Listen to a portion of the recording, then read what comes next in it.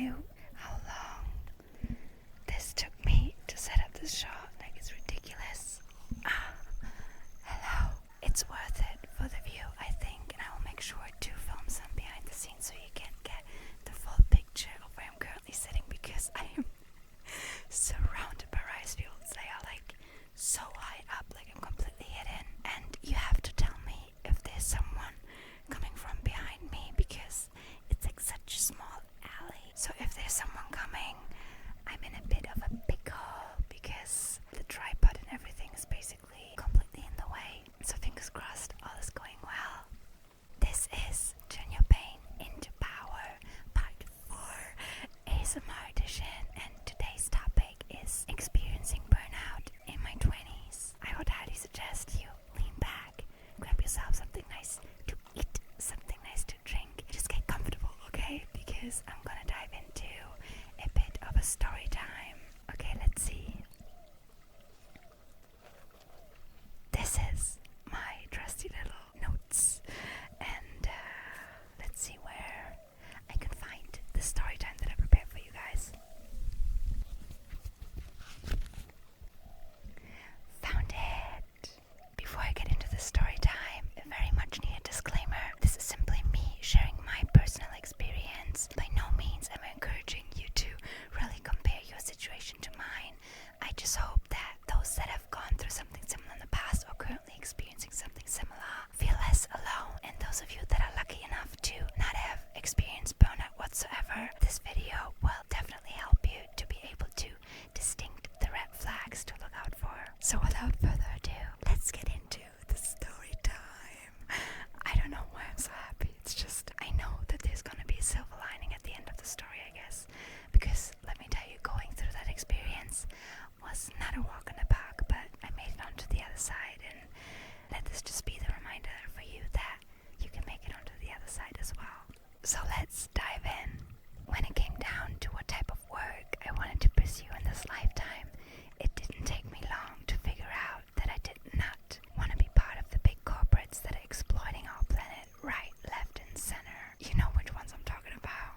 Which is quite ironic, since my career journey started at one of the dirtiest, an international steel company. Thankfully, I ended up hating my job and escaped to university to buy myself some time to actually figure out what I, and not my parents, wanted. You might be wondering what this has got to do with the topic at hand, but it was a time in university that exposed me to all things social entrepreneurship, and I couldn't be more grateful for it because it ignited a spark in me. Knowing that there are companies out there that not prioritize profit and see humans as nothing but numbers, but are focused on increasing the positive impact they are creating for us humans, that excited me. Combine it with the fact that I've always had the urge to help as many people as possible ever since I was little. And you are looking at a 20-something-year-old woman that from that day onward only started working for social enterprises that were in alignment with her heart's desires and lit her up from the inside. Which should be a dream come true, right? Well, not necessarily. In my case, the companies I ended up working for did not necessarily have the budget to, or simply didn't want to, match the workload and the created value with an appropriate compensation. And believe me, the irony isn't lost on me, because to give your all for a reasonable paycheck and suffer from burnout at a job you actually hate is one thing. But I found myself overextending myself and completely neglecting my mental and physical health for a job that I loved doing, but that led me to barely making ends meet. And this is honestly a scenario that way too little people talk about. Going through it absolutely sucked ass. Excuse my language. But do you want to know the silver lining in all of this? If it weren't for these horrendous working conditions I suffered through time and time again, I wouldn't have had the incentive and motivation to leave these corporates behind once and for all and embark on my own entrepreneurial journey. Don't get me wrong. And those of you that are pursuing your own thing at this time as well, you will know exactly what I mean when I say just because you're working for yourself won't make it less likely for you to suffer from burnout. Experiencing high stress levels is just as likely, but now you get to make your own schedule and can take proper breaks to look after yourself and your needs.